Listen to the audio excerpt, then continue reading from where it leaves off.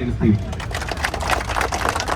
ಯಾಕೆಂತಂದ್ರೆ ಈ ಹಿಂದೆ ನಾವು ನೋಡಿದೀವಿ ಸುರಾಳ್ಕರ್ ಸರ್ KPSC ರಿಫಾರ್ಮ್ ಆಗ್ಬೇಕಂತ ಹೇಳಿ ಎಷ್ಟೆಲ್ಲ ಬೋಲ್ಡ್ ಡಿಸಿಷನ್ ತಗೊಂಡು ಎಷ್ಟೊಂದು ರಿಫಾರ್ಮ್ಸ್ ಆಗಿದೆ. ಆ KPSC ಸೆಕ್ರೆಟರಿ ಅವ್ರನ್ನ ಟ್ರಾನ್ಸ್ಫರ್ ಮಾಡಿದಾಗ ಅವ್ರ ಪರವಾಗಿ ನಿಂತ್ಕೊಂಡು ಸುಮಾರು 15ರಿಂದ 20 ಸಾವಿರ ಜನ ನಾವು ವಿಜಯನಗರ ಚಂದ್ರ ಲೇಔಟ್ ಅಲ್ಲಿ ದೊಡ್ಡ ಮಟ್ಟಕ್ಕೆ ಹೋರಾಟ ಮಾಡಿದ್ವಿ, ಟ್ರಾನ್ಸ್ಫರ್ ಮಾಡಬಾರ್ದು ಅಂತ ಹೇಳಿ. ಈ ತರ ಅಧಿಕಾರಿಗಳು ನಮಗೆ ಇಡೀ ರಾಜ್ಯಕ್ಕೆ ಒಂದು ಶಕ್ತಿ, ಅದು ಒಂದು ರಿಸೋರ್ಸ್. ಅದು ಈ ತರ ಆಯುಕ್ತರು ಕಮಿಷನರ್ ನಮ್ಮ ಶಿಕ್ಷಣ ಇಲಾಖೆಗೆ ಬಂದಿದ್ದಾರೆ ಅಂತಂದ್ರೆ ನಾವೆಲ್ಲ ಹೆಮ್ಮೆ ಪಡಬೇಕಾಗಿರುವಂತ ವಿಚಾರ ಮೊದಲನೇದಾಗಿ. ಯಾಕೆ ಅಂತಂದ್ರೆ ಇಲ್ಲಿ ಪ್ರಿನ್ಸಿಪಲ್ ಸೆಕ್ರೆಟರಿ ನಾವು ವೈಯಕ್ತಿಕವಾಗಿ ಆಕ್ಚುಲಿ ಮಾತಾಡಬಾರ್ದು, ಆದ್ರೂ ಮಾತಾಡ್ತೀವಿ. ಶಿಕ್ಷಣ ಇಲಾಖೆಯಂತಹ ಪ್ರಿನ್ಸಿಪಲ್ ಸೆಕ್ರೆಟರಿ ರಶ್ಮಿ ಮಹೇಶ್ ಮೇಡಮ್ಗೆ ನಾವು ಸಾಕಷ್ಟು ಬಾರಿ ಮನವಿ ಮಾಡ್ಕೊಂಡಿದ್ದೀವಿ. ಈ ಒಂದು ನಂಬರ್ ಆಫ್ ಪೋಸ್ಟ್ ಆಡ್ ಮಾಡೋದಾಗಿರ್ಬೋದು, ಎಕ್ಸಾಮ್ ಪ್ಯಾಟರ್ನ್ ಇರ್ಬೋದು, ಚೇಂಜಸ್ ಮಾಡಿ ಅಂತ ಹೇಳಿ. ಏನಂತಂದ್ರೆ ಈ ಒಂದು ರಾಜಕೀಯ ವ್ಯಕ್ತಿಗಳ ಹತ್ರ ಆದ್ರೆ ಒಂದು ಎಮೋಷನ್, ಸಿಂಪತಿಗೆ ಏನಾದ್ರೂ ಒಂದು ಕರುಣೆಗೆ ಒಂದು ಏನಾದ್ರೂ ಒಂದು ಸೊಲ್ಯೂಷನ್ ಸಿಗ್ಬೋದು. ಆದ್ರೆ ಇಲ್ಲಿ ಬ್ಯೂರೋಕ್ರೇಟ್ಸ್ ಅಂತ ಬಂದಾಗ ಸ್ವಲ್ಪ ಸಿಂಪತಿ, ಎಮೋಷನ್ ಇದೆಲ್ಲ ವರ್ಕ್ ಆಗಲ್ಲ ಕೆಲವೊಂದು ಟೈಮು. ನಾವು ಬೇರೆ ರೀತಿ ಹೋರಾಟ ಮಾಡ್ಬೇಕಾಗುತ್ತೆ. ಆ ಒಂದು ಸನ್ನಿವೇಶಕ್ಕೆ ತಗೊಂಬಂದಿರೋಂಥದ್ದವರು ನಾವು ತುಂಬಾ ಸತಿ ಹೋದಾಗ ಸುಮಾರು 1 ಗಂಟೆ 2 ಗಂಟೆ ಚರ್ಚೆ ಮಾಡಿ ವಿದ್ಯಾರ್ಥಿಗಳ ಎಲ್ಲ ಸಮಸ್ಯೆಗಳನ್ನ, ಎಲ್ಲ ಅಬ್ಜೆಕ್ಷನ್ ನಾವು ಅವತ್ತು last time objection special recruitment rule ಬಂದಾಗ ಅಬ್ಜೆಕ್ಷನ್ಸ್ ಕೊಡೋಣ ಅಂತ ಹೋದಾಗ ಸರ್ ಇದ್ರು, ಆಕ್ಚುಲಿ ಸುರಾಳ್ಕರ್ ಸರ್ ಸುಮಾರು 1-2 ಅವರ್ ಚರ್ಚೆ ಮಾಡಿದ್ವಿ. ಆದ್ರೆ ಅಲ್ಲಿ principal secretary Rashmi Mahesh madam ಆಫೀಸ್ಗೆ ಅವತ್ತು ಎಂಟೈರ್ ಡೇ ಪೂರ್ತಿ ಬಂದಿಲ್ಲ. ಯಾಕೆಂದ್ರೆ ನಾವು ಬರ್ತೀವಿ ಅಂತ ಗೊತ್ತಿತ್ತು ಅವತ್ತು, ಹೌದಾ ಇಲ್ವಾ? ಅಂದ್ರೆ ಈ ನಮ್ಮ ರಾಜ್ಯದಲ್ಲಿ ಮೋರ್ ದೆನ್ 80,000 ವೇಕೆನ್ಸಿ ಇದೆ ಶಿಕ್ಷಣ ಇಲಾಖೆಯಲ್ಲಿ. 80,000 ವೇಕೆನ್ಸಿಯಲ್ಲಿ 15,000 ವೇಕೆನ್ಸಿ ಅಷ್ಟೇ ಫಿಲ್ ಮಾಡ್ತಾ ಇರೋದು. ಆ 15,000 ವೇಕೆನ್ಸಿಯಲ್ಲಿ ನಾವು ಕೇಳಿದ್ವಿ ಮೊದಲೇ ಸುಮಾರು ಒಂದು 3-4 ಮಂತ್ಸ್ ಮುಂಚೆನೆ ನಮ್ ಜೊತೆ ಬಂದಿರೋರ್ಗೆ ಎಲ್ರಿಗೂ ಗೊತ್ತು. Principal secretary Rashmi Mahesh madam ಹತ್ರ ಚರ್ಚೆ ಮಾಡಿದಾಗ 15,000 ವೇಕೆನ್ಸಿಲಿ ಮುಂಚೆ ಯಾವ ತರ ಕ್ವಶನ್ ಪೇಪರ್ ಪ್ಯಾಟರ್ನ್ ಇತ್ತು, ಎಕ್ಸಾಮ್ ಕ್ವಶನ್ ಪೇಪರ್ ಇತ್ತು, ಸಿಲೆಬಸ್ ಯಾವ ರೀತಿ ಇತ್ತು, ಸೇಮ್ ಅದನ್ನೇ ಕಂಟಿನ್ಯೂ ಮಾಡ್ತೀವಿ ಅಂತ ಹೇಳಿದ್ರು. ನಾವು ಮತ್ತೆ ರಿಪೀಟ್ ಮತ್ತೆ ಕೇಳಿದ್ವಿ, ಅಂದ್ರೆ ಡಿಸ್ಕ್ರಿಪ್ಟಿವ್ ಇಡ್ತೀವ್ರಾ ಅಂತ ಹೇಳಿ. 3-4 ಮಂತ್ಸ್ ಮುಂಚೆ ಕೇಳಿದೀವಿ, ಇಲ್ಲ ಅಂತ ಅವಾಗ್ಲೂ ಹೇಳ್ಕಳ್ಸಿದಾರ ಇಲ್ವಾ? ನಾನು ಅದನ್ನೇ ಹೇಳಿದೆ, ಡಿಸ್ಕ್ರಿಪ್ಟಿವ್ ಅಂದ್ರೆ ಇರಲ್ಲ ಅಂತ ಹೇಳಿದ್ದೆ. ಅವ್ರು ಇಡ್ತೀನಿ ಅಂತ ಹೇಳಿದಾಗ ನಾವು ಚರ್ಚೆ ಮಾಡಿದಾಗ ಇರಲ್ಲ ಅಂತ ಹೇಳಿದ್ವಿ. ಇರಲ್ಲ ಅಂತ ಅವ್ರು ಹೇಳಿದಕ್ಕೆ ನಾವೆಲ್ಲರ ಹತ್ರ ಹೇಳಿದ್ವಿ. ಅವಾಗಲೇ ಹೇಳಿದ್ರೆ ಅಟ್ಲೀಸ್ಟ್ ಡಿಸ್ಕ್ರಿಪ್ಟಿವ್ ಇರುತ್ತೆ ಅಂತ ಏನಾದ್ರು ಮಾಡ್ಬೋದಾಗಿತ್ತು. ಆದ್ರೆ ಇವತ್ತು ಇಡೀ ಇಂಡಿಯಾದಲ್ಲಿ ಯಾವ ಸ್ಟೇಟ್ ಅಲ್ಲೂ ಇಲ್ಲ. ಯಾವ ಸ್ಟೇಟ್ ಅಲ್ಲಾದ್ರೂ ಇದೆಯಾ? ಮ್ಯಾಕ್ಸಿಮಮ್ ಈ ಕರ್ನಾಟಕದಲ್ಲಿ C&R ರೂಲ್ 2021 C&R ರೂಲ್ ಏನ್ ಹೇಳುತ್ತೆ? ಗ್ರೂಪ್ C ಸಿಲೆಬಸ್, ಶಿಕ್ಷಕರು ಬರೋದು ಗ್ರೂಪ್ C ಸಿಲೆಬಸ್.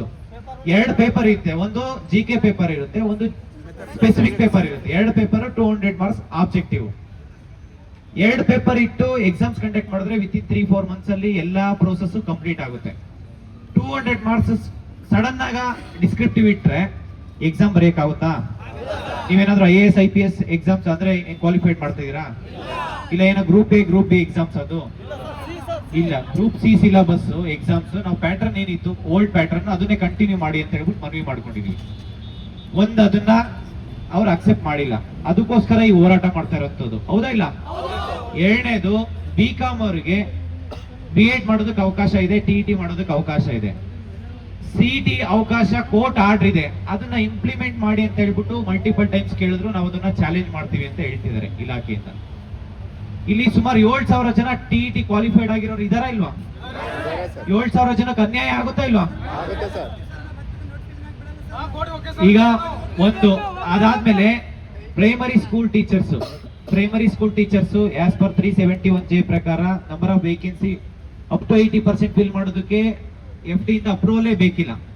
ಮುಂಚೆ 4,424 ಪೋಸ್ಟ್ ಇತ್ತು, ಬರೀ ಇವಾಗ 800 ಪೋಸ್ಟ್ ಇದೆ. ಇದು ಸಾಕಾ? ಸರ್ ಇಲ್ಲಿ ಸಿಲೆಬಸ್ ಸಮಸ್ಯೆ ಇದೆ. ಲಾಸ್ಟ್ ಟೈಮ್ GPSTR ಗೆ ಬಯೋಟೆಕ್ನಾಲಜಿ ಸಬ್ಜೆಕ್ಟ್ ಇರ್ಲಿಲ್ಲ GPSTR ಗೆ. ಅದನ್ನ ಅವಕಾಶ ಮಾಡ್ಕೊಡಿ ಅಂತ ಕೇಳ್ತಾ ಇದೀವಿ. ಸಾಮಾನ್ಯ ಶಿಕ್ಷಕರಂತೆ PSTR ನೇಮಕಾತಿ ಮಾಡ್ಬೇಕನ್ನೋದು ಪ್ರತಿಯೊಬ್ಬರದು, ಹೌದಾ ಇಲ್ವಾ? ಸರ್ ಈಗ ಸಡನ್ ಆಗ ರೂಲ್ಸ್ ನ ಚೇಂಜಸ್ ಮಾಡ್ಕೊಂಡು ಬಂದ್ರೆ ಇಲ್ಲಿ ಯಾರು ಸರ್, ಇಲ್ಲಿ ರೋಬೋಟ್ಸ್ ಇಲ್ಲ ಸರ್. ಯಾರಾದ್ರೂ ರೋಬೋಟ್ಸ್ ಇದೀರಾ? ಎಕ್ಸಾಮ್ ಬರೆಯೋದು ಸರ್ ಯಾರು ಬಡವರು ಬರೆಯೋದು ಸರ್, ಸಾಮಾನ್ಯ ಮಕ್ಕಳು ಬರೆಯೋದಂಥದ್ದು. ಸುಮಾರು 10-15-20 ವರ್ಷದಿಂದ ಅವರೊಂದು ಪ್ಯಾಟರ್ನ್ ಇರುತ್ತೆ, ಎಕ್ಸಾಮ್ ಪ್ಯಾಟರ್ನ್. ಆ ಎಕ್ಸಾಮ್ ಪ್ಯಾಟರ್ನ್ ಪ್ರಕಾರ ಓದ್ಕೊಂಡ್ ಬಂದಿರ್ತಾರೆ. ಸಡನ್ ಆಗಿ ಎಕ್ಸಾಮ್ ಪ್ಯಾಟರ್ನ್ ಚೇಂಜಸ್ ಮಾಡಿದ್ರೆ ಇಲ್ಲಿ ಯಾರಾದ್ರೂ ರಾಜಕೀಯ ಮಕ್ಕಳು ಎಕ್ಸಾಮ್ ಬರೀತಾ ಇದೀರಾ? ಬಿಸ್ನೆಸ್ ಮ್ಯಾನ್ ಮಕ್ಳು ಯಾರಾದ್ರೂ ಎಕ್ಸಾಮ್ ಬರೀತಿದ್ರಾ?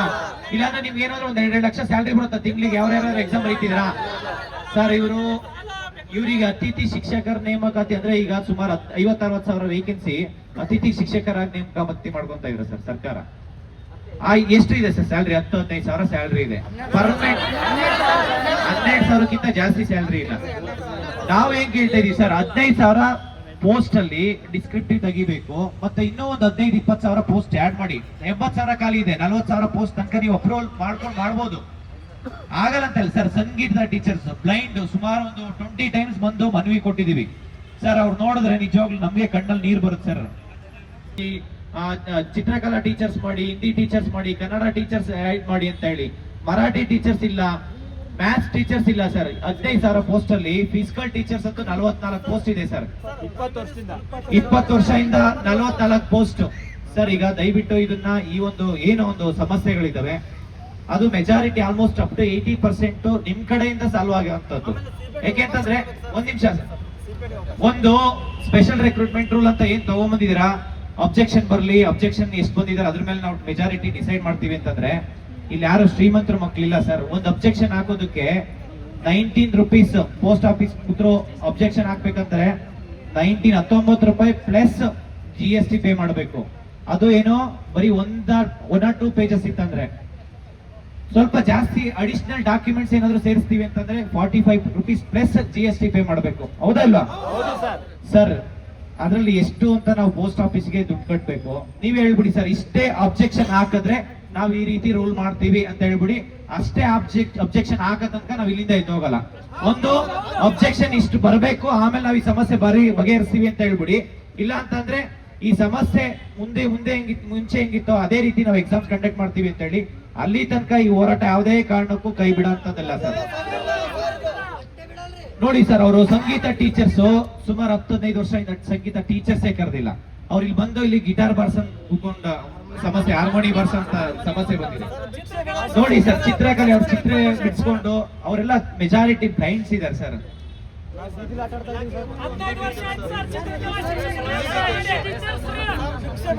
ದಯವಿಟ್ಟು ಸರ್, ಇದಕ್ಕೆ ನಿಮ್ಮ ಹಂತದಲ್ಲಿ ಈಗಲೇ ಏನೇನ್ ಸಮಸ್ಯೆಗೆ, ಇಷ್ಟು ಸಮಸ್ಯೆಗೆ ಏನೇನ್ ಸಮಸ್ಯೆ ಬಗೆಹರಿಸಬಹುದು ಅದು ನಿಮಗೂ ಗೊತ್ತಿದೆ ಸರ್. ಅಷ್ಟಕ್ಕೂ ಒಂದು ಲಾಂಗ್ ಟರ್ಮ್ ಸೊಲ್ಯೂಷನ್ಸ್ ಬೇಕು ಸರ್. ಇವರು ಈ ಟೈಮಲ್ಲಿ ಈಗ ನೋಟಿಫಿಕೇಶನ್ಸ್ ಇನ್ನೊಂದು ವಾರ ದಿನದಲ್ಲಿ ನೋಟಿಫಿಕೇಶನ್ಸ್ ಆದ್ರೆ ಈ ಕಡೆ ಓದ್ಬೇಕಾ, ಈ ಕಡೆ ಪ್ರೊಟೆಸ್ಟ್ ಮಾಡ್ಬೇಕಾ?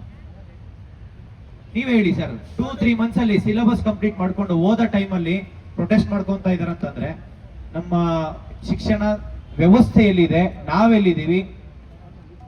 ತುಂಬಾ ಇದೊಂಥರ ಘೋರ ಅನ್ಯಾಯ ಸರ್. ತುಂಬಾ ಸತಿ ಬಂದು ಮನವಿ ಕೊಟ್ಟು ಇದಿಷ್ಟೆಲ್ಲ ಮಾಡಿದ್ರು ಒಂದು ಸ್ಮಾಲ್ ಚೇಂಜಸ್ ಯಾರಿಗೋಸ್ಕರ ಇದೆ ಸರ್? ವ್ಯವಸ್ಥೆ ಯಾರಿಗೋಸ್ಕರ ಇದೆ? ಶಿಕ್ಷಣ ಇಲಾಖೆ ಯಾರಿಗೋಸ್ಕರ ಇದೆ? ಸಾಮಾನ್ಯ ಜನರಿಗೋಸ್ಕರ ಸರ್. ಇವ್ರು 20 ವರ್ಷ 10 ವರ್ಷ ಇವರಿಗೆ ಏಜ್ ಕ್ರಾಸ್ ಆಗ್ತಾ ಇದೆ. 5 ವರ್ಷ ಏಜ್ ರಿಲ್ಯಾಕ್ಸೇಷನ್ ಕೊಟ್ಟಿದ್ದಾರೆ ಸರ್ಕಾರ, ಅದನ್ನು ಇಂಪ್ಲಿಮೆಂಟ್ ಮಾಡಿಲ್ಲ. ಈಗ day by day age cross ಆಗ್ತಾ ಹೋದ್ರೆ ಅವ್ರ ಈ ಕಡೆ ಒಂದು ಸರ್ಕಾರಿ ಕೆಲ್ಸನೂ ತಗೊಳಂಗಿಲ್ಲ, ಈ ಕಡೆ ಬೇರೆ ಕೆಲ್ಸನೂ ಮಾಡಕ್ ಆಗ್ತಾ ಇಲ್ಲ. ಈ ಕಡೆ ಇವತ್ತು ನೋಟಿಫಿಕೇಶನ್ ಆಗುತ್ತೆ, ನಾಳೆ ನೋಟಿಫಿಕೇಶನ್ ಆಗುತ್ತೆ ಅಂತ ಹೇಳಿ ಓದ್ತಾ ಇರ್ತಾರೆ ಡೇ ಅಂಡ್ ನೈಟ್. 3 ಟೈಮ್ಸ್ ಊಟ ಮಾಡೋ ಜಾಗದಲ್ಲಿ ಸರ್ 1 ಟೈಮ್ ಊಟ ಮಾಡ್ತಾ ಇದ್ದಾರೆ ಇವತ್ತು ಎಷ್ಟೋ ಜನ. ಆ ಪರಿಸ್ಥಿತಿಗೆ ಬಂದಿದ್ದಾರೆ. ಎಲ್ಲಿ ಫ್ರೀ ಊಟ ಸಿಗುತ್ತೆ ಅದರಲ್ಲಿ ಗ್ರೂಪ್ ಮಾಡ್ಕೊಂಡಿದ್ದಾರೆ. ಇಡೀ ರಾಜ್ಯಾದ್ಯಂತ ಯುವಕರ ಅಂದ್ರೆ ಕಾಂಪಿಟೇಟಿವ್ ಆಸ್ಪೆಕ್ಟ್ ಓದ್ತಾ ಇರೋಂಥ ಪ್ರತಿಯೊಬ್ಬರು ಸಮಸ್ಯೆ ಇದೆ ಆಗಿದೆ ಸರ್. ದಯವಿಟ್ಟು ಈ ಸಮಸ್ಯೆಗೆ ನಿಮ್ಮ ಹಂತದಲ್ಲಿ ಒಂದು ಲಾಂಗ್ ಟರ್ಮ್ ಸೊಲ್ಯೂಷನ್ ಬೇಕು, ಇವತ್ತೇ ಬೇಕು ಸರ್. ಅದು ನೀವು 30ನೇ ತಾರೀಕು ತನಕ ಅಬ್ಜೆಕ್ಷನ್ ಇದೆ, ಅಬ್ಜೆಕ್ಷನ್ ಹಾಕಿ ನೋಡೋಣ ಮಾಡೋಣ ಆಮೇಲೆ ಮೀಟಿಂಗ್ ಅಲ್ಲಿ ಚರ್ಚೆ ಮಾಡೋಣ, ಅದಾಗಬಾರ್ದು ಸರ್. ದಯವಿಟ್ಟು ನಿಮ್ಮ ಮೇಲೆ ತುಂಬಾ ನಂಬಿಕೆ ಇದೆ, ಮತ್ತೆ ಈ ರಾಜ್ಯದಲ್ಲಿ ಇರುವಂತ ಯುವಕರು ತುಂಬಾ ಗೌರವ ಇಟ್ಕೊಂಡಿದ್ದಾರೆ. ಆ ಒಂದು ನಂಬಿಕೆನೆ ಉಳಿಸ್ಕೊಂಡು ಹೋಗ್ಬೇಕಾಗುತ್ತೆ ಸರ್. ಯಾಕೆಂತಂದ್ರೆ ನನ್ನ ಕೈಲಿಲ್ಲ, ಅವ್ರ ಪ್ರಿನ್ಸಿಪಲ್ ಸೆಕ್ರೆಟರಿ ಹೇಳಿ ಸರ್, ನೀವ್ ಹೇಳ್ಬಿಡಿ ನನ್ನ ಕೈಲಿಲ್ಲ ಅವ್ರಿದೆ ಅಂತ ಹೇಳಿ, ಅವ್ರ ರಾಜೀನಾಮೆ ಅವ್ರು ರಿಸೈನ್ ಮಾಡೋ ತನಕ ನಾವು ಹೋರಾಟ ಮಾಡ್ತೀವಿ. ಯಾಕೆಂದ್ರೆ ಈ ರಾಜ್ಯದಲ್ಲಿ ಶಿಕ್ಷಣ ಸಚಿವರು ಇಲ್ಲ ಕೇಳೋದಕ್ಕೆ. ಈ ರಾಜ್ಯದಲ್ಲಿ ಆ ಪ್ರಿನ್ಸಿಪಲ್ ಸೆಕ್ರೆಟರಿ ಅವರಂತೂ ಕೇಳೋದೇ ಇಲ್ಲ. ಏನೋ ಒಳ್ಳೆ ಸ್ಟೂಡೆಂಟ್ಸ್ ಯಾರಾದ್ರೂ ಹೋದ್ರೆ ಒಳ್ಳೆ ಸ್ಲೇವ್ ತರ ನೋಡ್ತಾರ ಅವರು. ವ್ಯವಸ್ಥೆ ಸರ್ ಈಗ ಯಾರಿಗೋಸ್ಕರ ಇದ್ದಾರೆ ಸರ್? ಯಾವ್ದನ್ನ MLC MLA ಮಿನಿಸ್ಟರ್ಸ್ ಹೋದ್ರೆ ಮಾತ್ರ ಕೇಳ್ಬೇಕಾ, ಇಲ್ಲ ದುಡ್ಡಿರೋರು ಮಾತ್ರ ಕೊಡ್ಬೇಕಾ? ಟೆಂಡರ್ ಹಾಕಂತವ್ರು ಅಷ್ಟೇ ಹೋಗ್ಬೇಕಂತಂದ್ರೆ ಒಂದು ಬೋರ್ಡ್ ಹಾಕೊಂಡ್ಬಿಡಿ, ಅವ್ರಷ್ಟೇ ಹೋಗಿ ಮೀಟ್ ಮಾಡ್ಕೊಂಡ್ ಬರ್ತಾರೆ ಸರ್. ದಯವಿಟ್ಟು ಈ ವ್ಯವಸ್ಥೆಯಲ್ಲಿ ನಮ್ಮ ಬೇಡಿಕೆ ಏನಿದೆ, ನಾವೇ ನಿಮ್ಮ ಆಸ್ತಿ ಕೊಡಿ ಅಂತ ಕೇಳ್ತಿಲ್ಲ, ಡೈರೆಕ್ಟ್ ಜಾಬ್ ಕೊಡಿ ಅಂತ ಕೇಳ್ತಾ ಇದ್ರೆ ಯಾರಾದ್ರೂ ಏನು ಕೇಳ್ತಿಲ್ಲ ಸರ್, ಅವಕಾಶ ಅಷ್ಟೇ ಕೇಳ್ತಾ ಇರೋದು. ದಯವಿಟ್ಟು ಅವಕಾಶ ಮಾಡಿಕೊಟ್ಟು ಸರ್ಕಾರದಲ್ಲಿರುವಂತ ಖಾಲಿ ಹುದ್ದೆಗಳನ್ನ ಇನ್ನೂ ಹೆಚ್ಚಿಸ್ಬೇಕು ಸರ್. ಡೈಲಿ ನಾವು ನೋಡ್ತಾ ಇದೀನಿ ಸರ್, ಸುಮಾರು 1 ವರ್ಷದಿಂದ ಬರೀ ಮೀಟಿಂಗ್ ಆಗ್ತಾನೆ ಇದಾವೆ ಅಷ್ಟೇ. ಆ ಎಷ್ಟು ಮೀಟಿಂಗ್ಗೆ ಆ ಮೀಟಿಂಗ್ ಖರ್ಚು ಮಾಡಿರೋಂಥ ದುಡ್ಡು ಸುಮ್ಮನೆ ಸಾವಿರಾರು ಹುದ್ದೆಗಳನ್ನ ಭರ್ತಿ ಮಾಡ್ಕೊಬೋದಾಯ್ತು. ಸರ್ಕಾರದಲ್ಲಿ ಹೇಳ್ತಾ ಇರೋ ಸರ್, ಸರ್ಕಾರದ ಮಟ್ಟಿಗೆ ದಯವಿಟ್ಟು ಇದನ್ನ ಅರ್ಥ ಮಾಡ್ಕೊಳ್ಳಿ ಸರ್. ಈ ವಿದ್ಯಾರ್ಥಿಗಳಿಗೆ ನೀವೇನ್ ಮಾತು ಕೊಡ್ತೀರಾ, ಏನ್ ಹೇಳ್ತೀರಾ ಅದು ನಿಮ್ಮ ಮುಖಾಂತರ ದಯವಿಟ್ಟು ಮಾತಾಡಿದ್ರು.